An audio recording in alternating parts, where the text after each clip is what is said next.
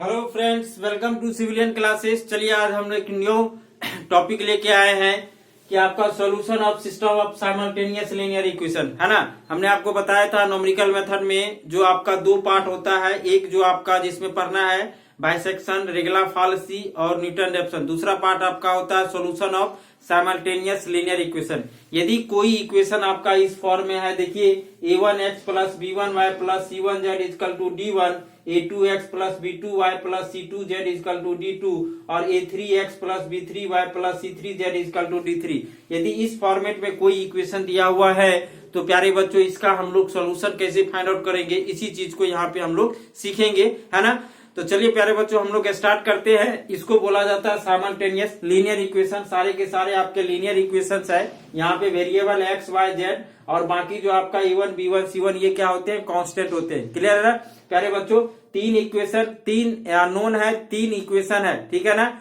आपने पढ़ा होगा लोअर क्लास में, जितना आपका अननोन है उतना मिनिमम नंबर ऑफ इक्वेशन चाहिए तो ही वो सॉल्व होगा। अब इसको हम लोग सॉल्व करेंगे, है ना। देखते हैं कि इस तरह के इक्वेशन को कितने तरीका होता है सॉल्व करने का, उस चीज को प्यारे बच्चों हम लोग सॉल्व करेंगे। इस इक्वेशन को प्यारे बच्चों हम लोग मैट्रिक्स फॉर्म में भी इस तरह से लिखते हैं, है ना। यहाँ पे जो हम लोग मैट्रिक्स फॉर्म में लिखेंगे वो कैसे लिखेंगे, आपका ax बराबर b, ठीक है। जहां पे a, x और b ये क्या है, मैट्रिक्स है। a को बोला जाता है कोफिशिएंट मैट्रिक्स, x को बोला जाता है वेरिएबल मैट्रिक्स और आपका b को बोला जाता है coefficient matrix, sorry constant matrix. इसको लिख लेंगे, ये होता है आपका कॉफिशिएंट मैट्रिक्स। क्या इसको बोलते हैं प्यारे बच्चों, कॉफिशिएंट मैट्रिक्स, है ना। कॉफिशिएंट मैट्रिक्स ये होता है आपका वेरिएबल मैट्रिक्स, है ना। और आपका ये बी जो होता है इसको बोलते हैं कांस्टेंट, है ना, कांस्टेंट मैट्रिक्स, है ना, कांस्टेंट मैट्रिक्स। अब देखिए यहाँ पे तो ए एक्स बी कैसे लिखेंगे इसको, ए के जगह पे देखिए क्या लिखना प्यारे बच्चों, इस तरह से इसको मैट्रिक्स फॉर्म में लिखेंगे। यानी ये जो कॉफिशिएंट है, कॉफिशिएंट क्या है प्यारे बच्चों, पहला इक्वेशन में a1 b1 c1, दूसरे में क्या है a2 b2 c2, तीसरे में क्या है a3 b3 c3, ठीक है ना। ये बन गया आपका क्या, कॉफिशिएंट मैट्रिक्स। अब इसमें इनटू है वेरिएबल से, वेरिएबल मेरा यहाँ पे क्या है एक्स वाई जेड, क्या है प्यारे बच्चों एक्स वाई जेड है ना, एक्स वाई जेड। तो लिखेंगे x y z, clear, equal to ये क्या हो जाएगा आपका कांस्टेंट, कांस्टेंट क्या है d1 d2 d3, क्या लिखेंगे d1 d2 d3। ये बात आपको समझ में आ गई होगी, मैट्रिक्स कैसे हम लोग लिखते हैं, है ना। इस चीज को आप सीखिए यहाँ पे, है ना। कॉफिशिएंट से हम लोग ये बनाएंगे, वेरिएबल ये हो गया, ये आपका कांस्टेंट हो गया, ठीक है प्यारे बच्चों। अब हम लोग चलिए बात करते हैं कि कितना मेथड होता है इस तरह के इक्वेशन को सॉल्व करने के लिए। चलिए इसको नोट कीजिए जल्दी से। चलिए आपने नोट कर लिया। तो इस तरह का जो इक्वेशन होता है इसको सॉल्व करने के कितने तरीके होते हैं प्यारे बच्चों, देखिए जो तरीका होता है यहाँ पे हम लोग यदि मेथड की बात करें, है ना, सॉल्व करने का जो मेथड होता है, पहला होता है आपका गॉस एलिमिनेशन, है ना। क्या होता है आपका गॉस एलिमिनेशन मेथड, ठीक है। दूसरा होता है प्यारे बच्चों आपका गॉस जॉर्डन, है ना, मेथड। तीसरा होता है क्रॉट्स, CROUTS, क्रॉट्स मेथड। और आपका फोर्थ जो होता है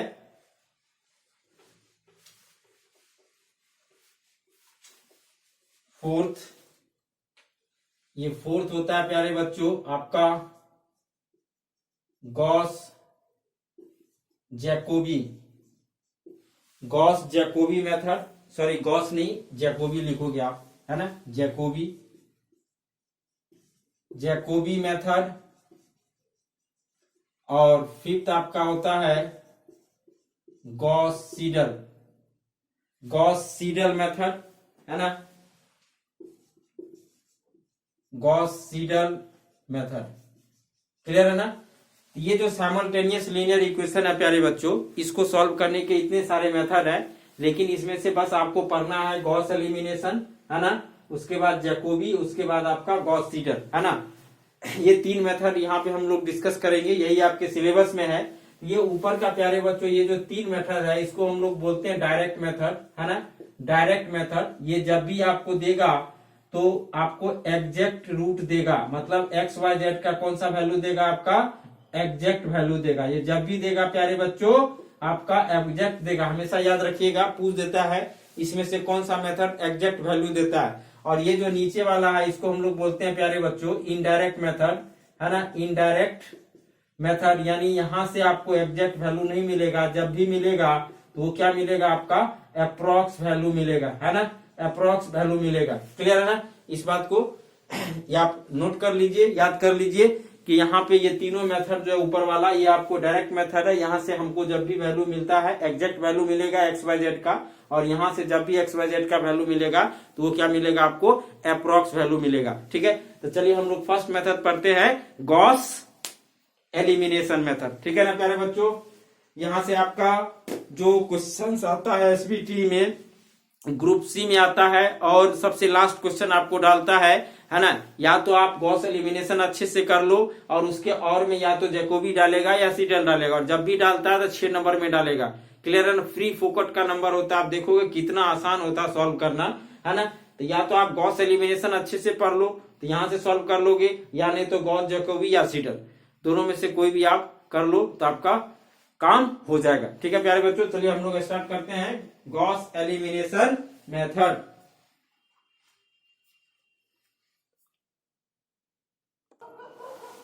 चलिए बच्चों देखिए यहाँ पे हमने वही 3 इक्वेशन आपका कंसीडर किया है ना।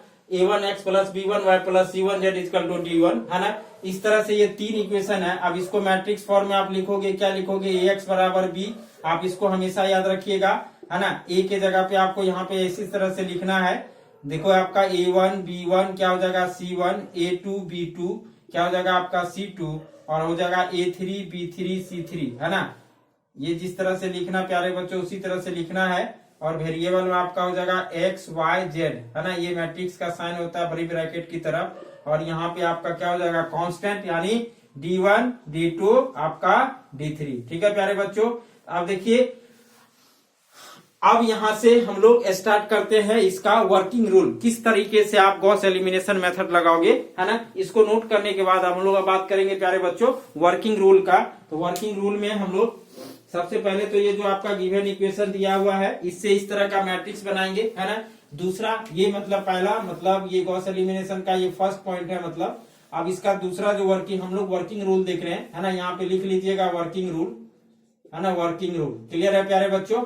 उसके बाद दूसरा पॉइंट होगा, अब ये जो आपका सिस्टम दिया हुआ है मैट्रिक्स, ये मैट्रिक्स वाला सिस्टम दिया हुआ है, इससे प्यारे बच्चों हम लोग क्या बनाएंगे, आर्गुमेंटेड मैट्रिक्स, है ना। कैसे बनाएंगे इस चीज को देखिए, तो find argumented matrix for given system, है ना। Find argumented matrix for a given system, है ना। ये जो गिवन सिस्टम दिया हुआ है, गिवन सिस्टम देखिए कैसे इसको बनाना है ना। इसका सिंबल होता है, हम लोग सी मान लेते हैं इसको। ये हो जाएगा आपका ए, यानी ए मैट्रिक्स, और इसमें बीच में हम लोग डॉट डॉट लाइन देंगे बी, है ना। ए और बी को कंबाइन करके हम लोग जो मैट्रिक्स बनाते हैं प्यारे बच्चों उसको बोलते हैं आर्गुमेंटेड मैट्रिक्स। ए और बी को कंबाइन करके हम लोग बनाते हैं, ए लिखेंगे उसके बाद डॉट डॉट लाइन देंगे और बी को लिख देना है। क्लियर है ना। बी वाला मैट्रिक्स ये है प्यारे बच्चों, ये आपका ए बी, ए एक्स और बी है, ये बन गया आपका आर्गुमेंटेड। अब इस आर्गुमेंटेड नेक्स्ट स्टेप लिखेंगे आप, चलिए इसको जल्दी से नोट करेंगे।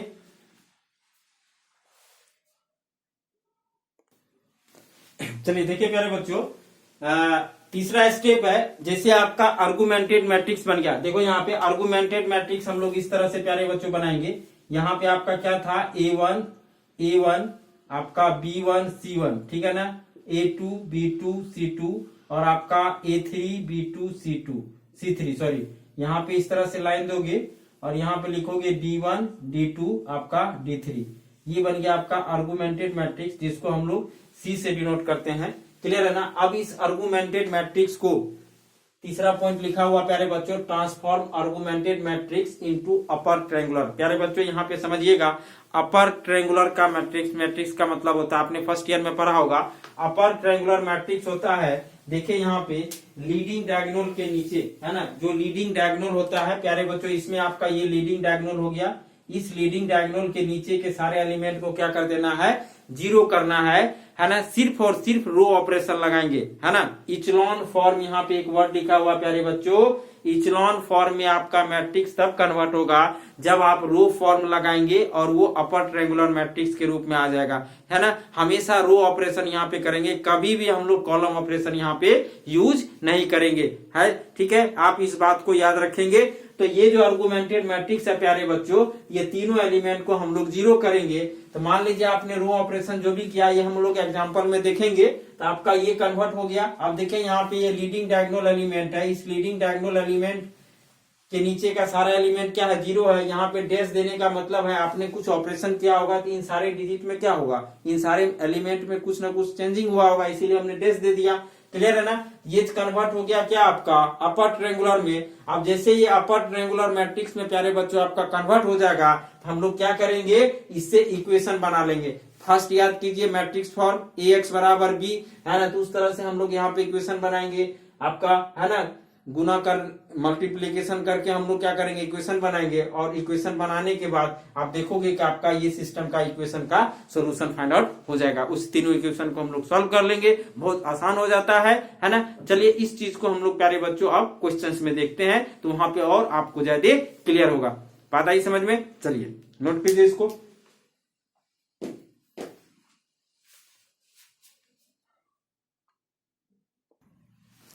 देखो प्यारे बच्चों, ये क्वेश्चन है आपका, solve the system of equation by Gauss elimination method, है ना।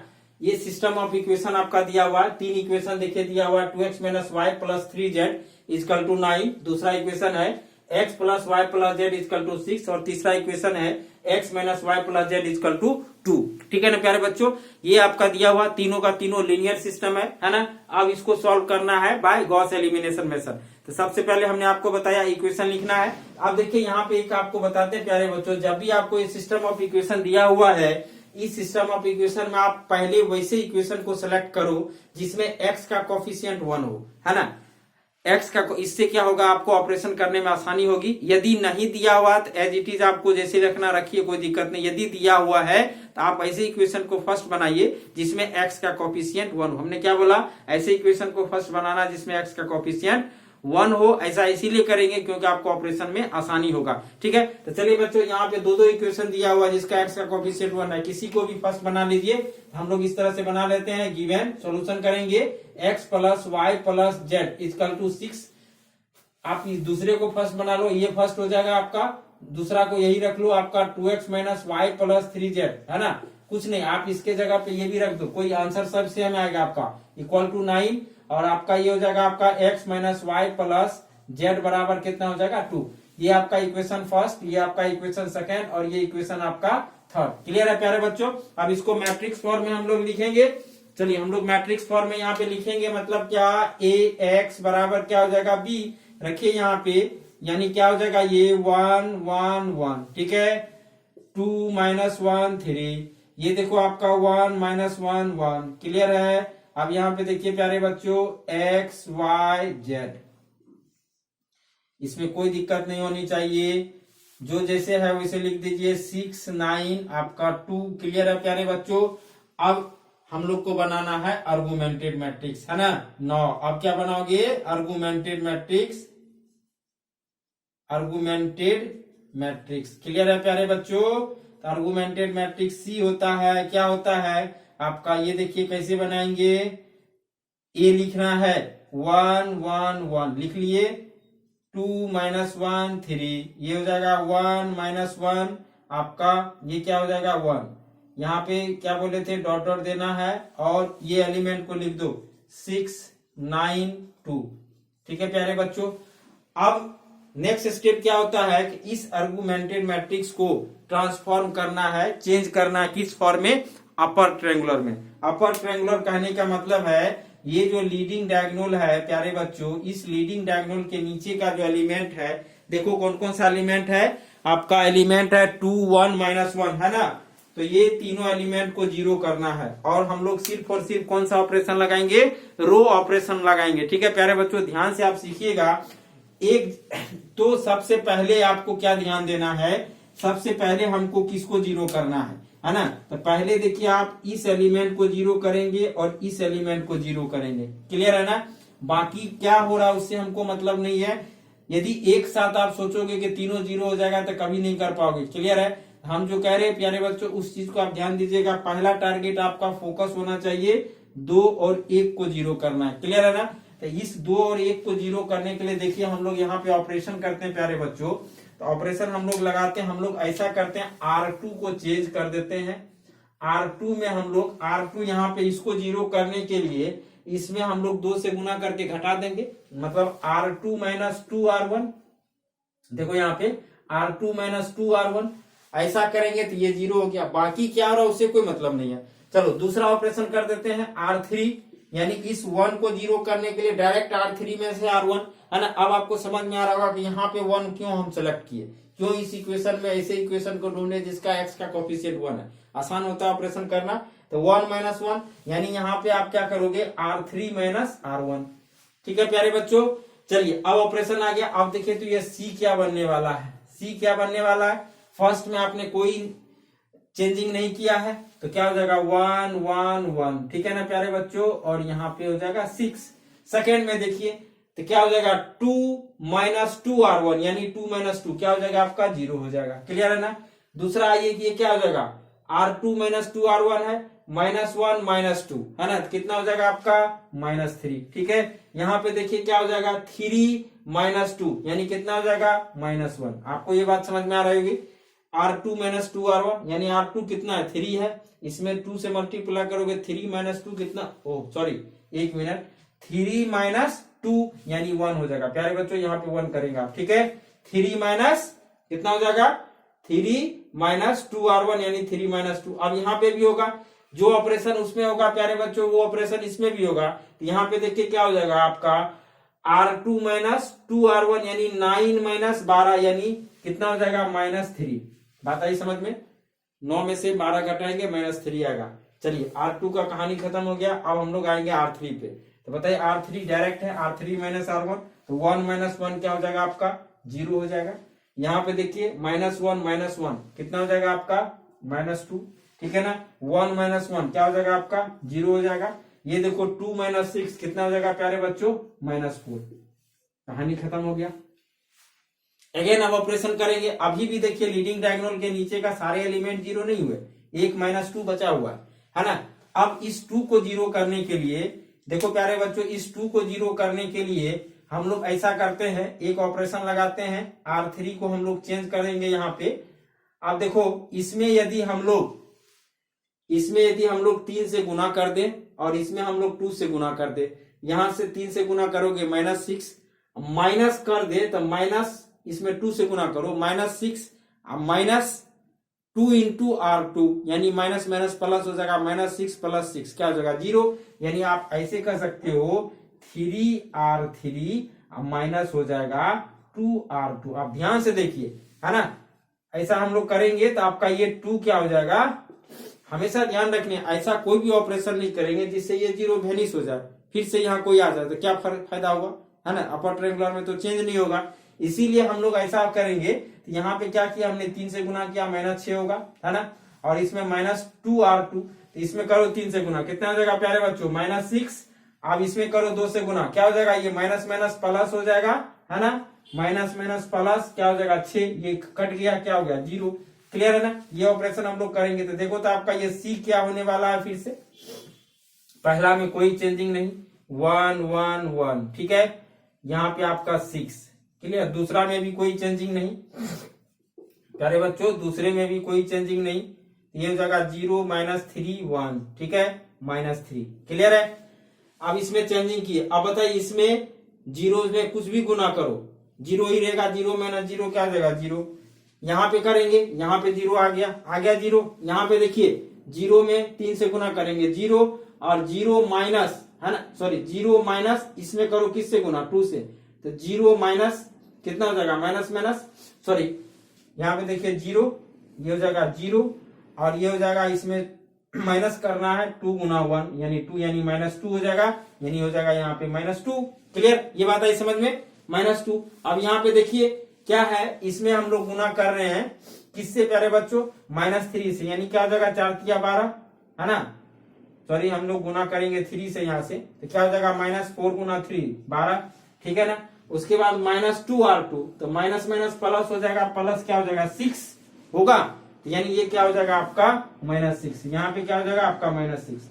उम्मीद करते हैं ये ऑपरेशन आपको समझ में, आपको थोड़ा सा कंसंट्रेट होकर के प्यारे बच्चों, हमने बस गुना जोड़ घटाव किया है, ठीक है ना, हमेशा थोड़ा सा कंसंट्रेट होकर के करना है। देखिए अब देखिए यहाँ पे, अब जो ये आपका मैट्रिक्स चेंज हुआ, अब ये मैट्रिक्स का ये लीडिंग डायगोनल एलिमेंट है, इस लीडिंग डायगोनल के नीचे के सारे एलिमेंट क्या हो गए, 0 हो गए ना।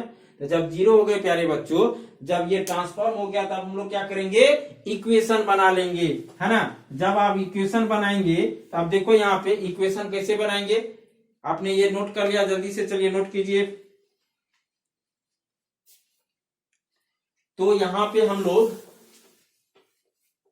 प्यारे बच्चों जो इक्वेशन हम लोग यहाँ पे बनाएंगे, अब देखो यहाँ पे ध्यान से देखिए, इक्वेशन बनाइए। अब देखो ये मैट्रिक्स चेंज होकर के ये हो गया और ये मैट्रिक्स चेंज होकर के ये हो गया, इन दोनों का प्रोडक्ट इसके बराबर है ना। अब गुना होगा इसके साथ, XYZ है गुना, तो चलिए इसको ये वाला मैट्रिक्स XYZ से गुना होगा। तो गुना आपको पता है कैसे करते हैं हम लोग, कोई भी दो मैट्रिक्स का गुना हम लोग कैसे करते हैं, रो को पहला का रो दूसरे का क्या होता है कॉलम, तो पहला मैट्रिक्स का रो, यानी ये मैट्रिक्स चेंज होकर के ये हुआ, जब गुना करोगे देखो क्या हो जाएगा, x इसके साथ x आएगा, x into 1 plus 1 into y plus 1 into z, यानी आपका आएगा x plus y plus z, आएगा कि नहीं आएगा। और ये किसके बराबर होगा, 6 के बराबर, क्योंकि इन दोनों का प्रोडक्ट यहाँ के बराबर है ना। तो दो मैट्रिक्स आपस में कब बराबर होगा, जब एलिमेंट करस्पॉन्डिंग बराबर होता है, यानी इसका इन दोनों का प्रोडक्ट का एलिमेंट ये है ना, ये बराबर हो जाएगा 6 के, ये इक्वल टू हो जाएगा 6, ठीक है ना। अब देखो ये चेंज होकर के हुआ, तो यहां से हमको मतलब है। दूसरा में देखिए x इंटू 0, 0 हो गया x, ये क्या हो जाएगा आपका -3y प्लस क्या हो जाएगा आपका z, ये किसके बराबर होगा -3 के, ठीक है प्यारे बच्चों। दूसरे में देखिए x y दोनों 0 हो जाएगा, सिंपल आपका हो जाएगा -2z इक्वल टू कितना हो जाएगा -6। अब देखो x y z में ये 3 इक्वेशन आ गया। अब यहां से देखो कितना आसान है, आप x y z का वैल्यू बता सकते हो। तो प्यारे बच्चों अब यहां से देखिए ये जो तीनों इक्वेशन आया, यहाँ इसको मान लेते हैं A1, इसको मान लेते हैं A2 और इसको मान लेते हैं हम लोग क्या A3। तो यहां से देखो आप डायरेक्ट z का वैल्यू, ये माइनस माइनस कैंसिल हो गया, z बराबर प्यारे बच्चों 3 आ गया, एक सॉल्यूशन। अब इस z के वैल्यू को आप इसमें रख दो, यहाँ पे 3 रखोगे, ये 3 इधर आएगा -6 और ये हो जाएगा आपका -6 माइनस माइनस गया, y बराबर कितना आ जाएगा 2 आ जाएगा। क्लियर है, y बराबर कितना आएगा 2, यहाँ पे z का वैल्यू 3 रखेंगे, इधर आएगा -6 minus minus cancel, 6 divided by 3 2। अब yz का वैल्यू प्यारे बच्चों किसमें रख दो, इसमें, तो देखिए आपका 3 2 5, यानी x का वैल्यू कितना हो जाएगा 1। तो क्या देखे x y z का वैल्यू निकल गया और ये वैल्यू क्या निकला, एग्जैक्ट वैल्यू निकला। ये होता है प्यारे बच्चों गॉस एलिमिनेशन मेथड, है ना, आपको समझ में आ गया होगा, है ना, बहुत आसान है। आप 2-4 क्वेश्चंस करोगे आपको बिल्कुल क्लियर होगा।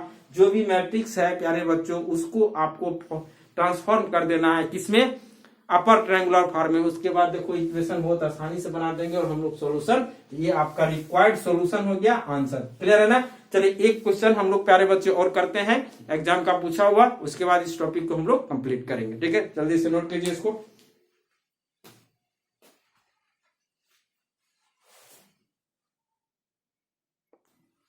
चलिए प्यारे बच्चों ये क्वेश्चन देखिए आपका, solve the following equation by Gauss elimination method. ये आपका अप्लाइड मैथमेटिक्स 2019 का क्वेश्चन है और आपका ये ग्रुप सी में क्वेश्चन पूछा हुआ है ना। आपका 11 नंबर क्वेश्चन में आता है, solve the following equation by Gauss elimination method, है ना। देखो सिमिलर क्वेश्चन है प्यारे बच्चों, आप समझ गए होंगे, बहुत आसान होता है इस तरह के क्वेश्चंस को सॉल्व करना, इसमें बहुत ज्यादा दिमाग लगाने की जरूरत नहीं है प्यारे बच्चों। तो देखिए आपका इक्वेशन दिया हुआ है x plus 4y minus z is equal to -5x plus y minus 6z is equal to -12 और 3x minus y minus z is equal to 4, ठीक है ना। अब देखो यहाँ पे हमको इक्वेशन चूज करने की जरूरत नहीं है कि एक्स का यहाँ पे ऑलरेडी उस मैनर में दिया हुआ है। तो हम लोग चलिए यहाँ पे मान लेते हैं, इसी को मान लेते हैं आपका इक्वेशन फर्स्ट, इक्वेशन सेकेंड और इक्वेशन क्या हो जाएगा आपका थर्ड। यहाँ से हम लोग मैट्रिक्स फॉर्म में बनाएंगे प्यारे बच्चों। ए एक्स बराबर आपका बी, ए क्या हो जाएगा देखिए यहाँ पे 1 4 -1, ठीक है ना, 1 1, ये क्या हो जाएगा -6 और ये हो जाएगा आपका 3 -1 ये ए मैट्रिक्स यहाँ पे देखिए आपका एक्स वाई जेड, ठीक है, इक्वल टू यहाँ पे हम लोग बनाएंगे -5 -12 और आपका ये हो जाएगा 4। क्लियर है प्यारे बच्चों, ये आपका मैट्रिक्स सिस्टम हो गया इक्वेशन का। अब यहां से हमको क्या बनाना है, आर्गुमेंटेड मैट्रिक्स, है ना। तो चलिए हम लोग आर्गुमेंटेड मैट्रिक्स बनाते हैं। आर्गुमेंटेड मैट्रिक्स सी ये होता है आपका, ए यहाँ पे रखेंगे हम लोग 1 4 -1 1 1 -6, ये हो जाएगा आपका क्या 3 -1 -1, ठीक है ना। अब प्यारे बच्चों यहाँ पे रखेंगे -5 -12 4, ठीक है, ये बन गया आपका आर्गुमेंटेड मैट्रिक्स। अब इसको हम लोग को ट्रांसफॉर्म करना है किस फॉर्म में, इचलॉन फॉर्म या अपर ट्रायंगुलर, यानी ये जो लीडिंग डायगोनल एलिमेंट है, इस लीडिंग डायगोनल एलिमेंट के नीचे के एलिमेंट को आपको क्या करना है, जीरो करना है। हमने आपको बताया सबसे पहला टारगेट होगा ये एलिमेंट और इस एलिमेंट को जीरो करना। तो प्यारे बच्चों यहाँ पे देखिए सिंपल, इसको जीरो करने के लिए R2 को चेंज करेंगे R2 - R1, और यदि इसको जीरो करना है तो R3 - 3R1। क्लियर है ना। बाकी इधर क्या कहानी हो रहा है उससे आपको कोई मतलब नहीं है। हम जो कह रहे प्यारे बच्चों हमेशा आप वही फॉलो करेंगे। यदि एक साथ सबको जीरो करने का सोचोगे तो बहुत मुश्किल में आ जाओगे, ठीक है। तो चलिए हम लोग यहाँ पे जो ऑपरेशन लगा रहे हैं वो कौन सा ऑपरेशन हम लोग लगाएंगे, R2 को अपन चेंज कर रहे हैं R2 - R1 डायरेक्ट, ठीक है ना। और R3 को हम जो यहाँ चेंज कर रहे हैं वो क्या हो जाएगा आपका यहाँ 3 है, यानी आप यहाँ पे क्या करोगे R3 - 3R1। क्लियर है प्यारे बच्चों। ये देखिए तो आपका C क्या चेंज होने वाला है, C जो पहला में आपने कुछ नहीं किया, पहला को एज इट इज लिखेंगे 1 4 -1 डॉट डॉट, ये क्या हो जाएगा आपका -5। क्लियर है। दूसरे को आप चेंज कर रहे हो, यहाँ पे 1 -1 क्या हो जाएगा आपका 0, ठीक है। अब यहाँ पे देखिए 1 -4 यानी कितना हो जाएगा -3, ठीक है। ये हो जाएगा आपका -6 -1 है, माइनस माइनस प्लस हो जाएगा -6 + 1 यानी कितना हो जाएगा -5, ठीक है। और यहाँ पे -12 है ना, -12 माइनस कर रहे हो ना, तो माइनस माइनस प्लस -12 + 5 यानी कितना हो जाएगा -7, ठीक है प्यारे बच्चों। बस आपको कंसंट्रेट होकर के करना है। इसमें देखिए क्या हो जाएगा 3 -3R1, 3 - 3 क्या हो जाएगा आपका 0। यहाँ पे प्यारे बच्चों आपका हो जाएगा -1, अब माइनस क्या करने 3R1 -1 माइनस 4 × 12 यानी क्या हो जाएगा -13। क्लियर है ना। ये देखिए आपका -1 है, इसमें आप -3 से मल्टीप्लाई करके घटा रहे हो तो 4 × 12 -1 - 12 क्या हो जाएगा -13। अब यहाँ पे आएंगे ये हो जाएगा आपका क्या -1 और आपका -3R1 है तो माइनस माइनस प्लस हो जाएगा -1 प्लस क्या 3 यानी -1 + 3 कितना हो जाएगा माइनस माइनस प्लस -1 + 3 यानी हो जाएगा आपका ये 2। आप प्यारे बच्चों यहाँ पे देखिए ये कितना हो जाएगा 4 माइनस यहाँ पे प्लस हो जाएगा, क्यों होगा माइनस माइनस प्लस 4 - 3R1 यानी क्या हो जाएगा 4 माइनस माइनस प्लस 4 + 15 कितना हो जाएगा आपका 19 यानी आपका 19। क्लियर, ये बात आएगी समझ में। तो चलिए अभी भी मेरा क्या हो गया, ये इचलॉन फॉर्म में कन्वर्ट नहीं हुआ है क्योंकि आपका लीडिंग डायगोनल, ये लीडिंग डायगोनल है, इस लीडिंग डायगोनल के नीचे का एलिमेंट अभी भी एक बचा हुआ है, कौन सा -13। इसको प्यारे बच्चों आपको 0 करना। चलिए यहाँ पे हम लोग ट्रांसफॉर्मेशन लगाते हैं R3 को। ऐसा करते हैं यहाँ पे -13 है, 33 39 है ना, 3R3 कितना हो जाएगा -33 39 39 और हम लोग माइनस कर देते हैं आपका 13 कितना प्यारे बच्चों R2। क्लियर है ना। तो अब ऐसा करेंगे तो बताइए ये माइनस है तो माइनस माइनस ये प्लस हो जाएगा, 3 × 13 13 39 हो जाएगा, तो ये क्या होगा आपका 0 यानी ये ऑपरेशन आप लगा सकते हो। क्लियर है ना। तो लगाएंगे देखिए प्यारे बच्चों, तो जैसे आप लगाएंगे देखो तो क्या हो जाएगा, ये आपका ये C क्या चेंज हो रहा है, यानी ये जो C है ये सी होगा आपका पहला में कोई चेंजिंग नहीं -1, ये हो जाएगा आपका -5, दूसरा में भी कोई चेंजिंग नहीं 0 -3 -5 और ये हो जाएगा -7। ठीक है, अब यहाँ पे देखिए ये तो हो जाएगा 0 -0, ये -39 +39 ये हो जाएगा 0। अब प्यारे बच्चों यहाँ पे ध्यान से करेंगे, ये 2 में 3 से गुना करोगे 3 दूना 6। ठीक है ना, आप साइड में कर लेना, है ना। अब यहाँ पे देखिए माइनस माइनस प्लस हो जाएगा, प्लस हो जाएगा तो कितना हो जाएगा, यहाँ पे -5 है, माइनस माइनस 13 25 65, यानी कितना हो जाएगा 65। क्लियर है प्यारे बच्चों, यानी 3R3 यानी 6 माइनस माइनस प्लस, इसको आप जोड़ोगे तो ये आ जाएगा आपका कितना 6 5 11 यानी 71। क्लियर है ना, कितना आ जाएगा 71 आ गया। अब दूसरा में देख लेंगे, ये क्या हो जाएगा 3R3 कर रहे हो तो 19 गुना 3, 19 गुना 3 आप प्यारे बच्चों कर लो, 19 किया कितना होता है आपका 19 गुना 3। ठीक है, ये हो जाता है आपका 57। यहाँ पे आएगा आपका देखिए 57 आएगा, और आप इसमें गुना कर माइनस करो तो माइनस माइनस प्लस हो जाएगा, प्लस करोगे 13 गुना 7, है ना, 13 गुना आप 7 कर लो, इसमें तो कितना आ जाएगा, कितना हो जाएगा प्यारे बच्चों 13 91 91। इसको आप जोड़ लो, है ना, तो जब जोड़ लोगे तो कितना हो जाएगा आपका 148। क्लियर है प्यारे बच्चों। अब यहां से देखिए आपका ध्यान से, अब हम लोग यहाँ पे ध्यान से देखेंगे तो देखो तो आपका ये लीडिंग डायगोनल एलिमेंट, ये लीडिंग डायगोनल के नीचे का सारा एलिमेंट आपका क्या हो गया 0 हो गया। अब ये कन्वर्ट हो गया किसमें, इचलॉन फॉर्म में या अपर ट्रायंगुलर फॉर्म में। ये बात आपको समझ में आ गई होगी। अब हम लोग क्या करेंगे प्यारे बच्चों, इक्वेशन बना लेंगे। तो चलिए हम लोग यहाँ पे इक्वेशन बनाएंगे, जल्दी से नोट करेंगे आप लोग।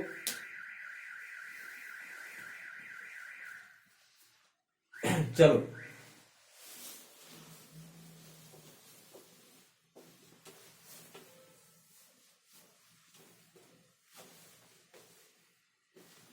चलिए यहाँ पे हम लोग इक्वेशन बना लेते हैं। तो अब आपका ये मैट्रिक्स चेंज होकर के ये हो गया, ठीक है ना। तो देखिए तो क्या हो जाएगा आपका x + 4y - z, ये इक्वल टू हो जाएगा आपका -5। दूसरा इक्वेशन हो जाएगा -3y - 5z इक्वल टू कितना हो जाएगा -7। और तीसरा इक्वेशन प्यारे बच्चों x y दोनों 0 यानी 71z इक्वल टू कितना हो जाएगा 148। ठीक है प्यारे बच्चों। अब देखिए इसको मानेंगे इक्वेशन A1, ये हो जाएगा A2 और ये हो जाएगा आपका A3। अब इस तीनों इक्वेशन के मदद से हम लोग x y z find out कर लेंगे। देखो तो आपका क्या आएगा, यदि यहां से इससे हम लोग z निकाले तो प्यारे बच्चों आपका z का वैल्यू आएगा 148, है ना। चलो यहाँ पे कर लेते हैं, पहला इक्वेशन से आपका z का वैल्यू कितना आ रहा है,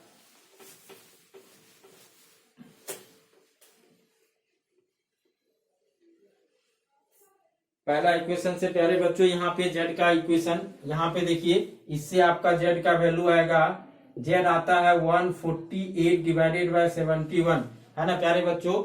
इसमें आप गुना करके देख लो क्या ये कटेगा, कट के कितना आ रहा है देख लेते हैं, 148 डिवाइडेड बाय 71, ठीक है ना। ये आपका डेसिमल में आ रहा, कोई दिक्कत नहीं, आप इतना ही रहने दो, है ना। ये z का वैल्यू आ गया। अब इस z के वैल्यू को इसमें रख दो, ऐसा करो माइनस। अब यहां से देखिए हम सॉल्व करते हैं, 3y माइनस से गुना कर दिए दोनों साइड, 3y + 5z, है ना। अब 5z इक्वल टू 7। अब इसमें z का वैल्यू रखो, 3y + 5 × 148 डिवाइडेड बाय 71 बराबर 7। ठीक है प्यारे बच्चों, इसको आप सॉल्व कर लेंगे, है ना। कैलकुलेशन में आपने कहीं गलती तो नहीं किया, नहीं चाहिए, चलो ठीक है ना। ठीक है प्यारे बच्चों, आप देख लेना, यदि मान लो कहीं ऐसे मिस्टेक नहीं है कहीं पे, यदि फिर भी कहीं पे होगा तो आप चेक कर सकते हो, ठीक है ना। ह्यूमन मिस्टेक तो कहीं भी होता है। अब इसको प्यारे बच्चों यहाँ पे करेंगे। अब देखिए यहाँ पे 148 है ना, 5 × 148 यहाँ पे करेंगे तो ये आपका 740 डिवाइडेड बाय 71, है ना। तो ये भी डेसिमल में आता है, यानी ये देखिए आपका 3y इक्वल टू ये आता है 740/21, उधर जाएगा 7 - 740/71, है ना। इसको एलसीएम लेंगे 71, ये हो जाएगा 7 × 71 - 740, है ना। तो प्यारे बच्चों ऐसा करते हैं, 7 × 71 कर दो, ये हो जाता है -740, ठीक है।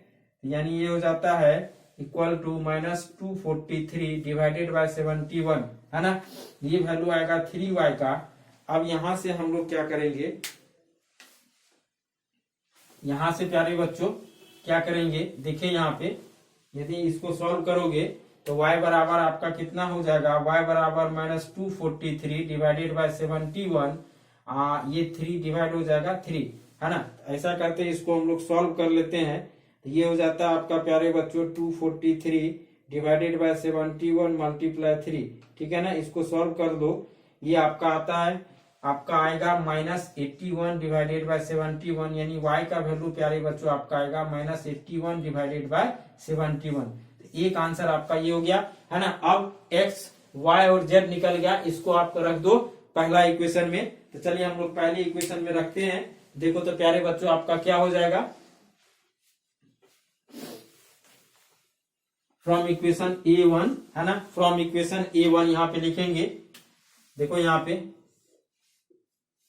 फ्रॉम इक्वेशन A1, ठीक है ना, x प्लस, अब देखो y का वैल्यू माइनस है तो यहाँ माइनस कर दें, -4 मल्टीप्लाई 81 डिवाइडेड बाय 71, और आपका -z है, z का वैल्यू कितना है -48 डिवाइडेड बाय 71, और ये इक्वल टू है -5। इसको आप कर लेंगे।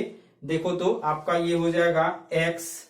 अब देखो यहाँ पे माइनस हम लोग इसको हम लोग सॉल्व कर लेते हैं, माइनस बाहर कर लेंगे, 71 ये हो जाएगा आपका कितना 71 है, आपका 4 8 32, है ना, 324 आएगा। 81 में मल्टीप्लाई करो, और यहाँ पे एलसीएम तो 71 ही है तो 148, है ना, इक्वल टू -5। क्लियर है प्यारे बच्चों। इसको यदि हम लोग सॉल्व करेंगे 324 माइनस 148, है ना, ये आ रहा है 176, है ना। यानी यहाँ पे देखिए x माइनस कितना आएगा, आपका 178 डिवाइडेड बाय 71 इक्वल टू -5। इसको उधर ले जाओ, x बराबर होगा -5 प्लस 178 डिवाइडेड बाय 71। अब इसको हम लोग प्यारे बच्चों कर लेंगे सॉल्व, तो ये हो जाएगा आपका 71 मल्टीप्लाई 5, है ना।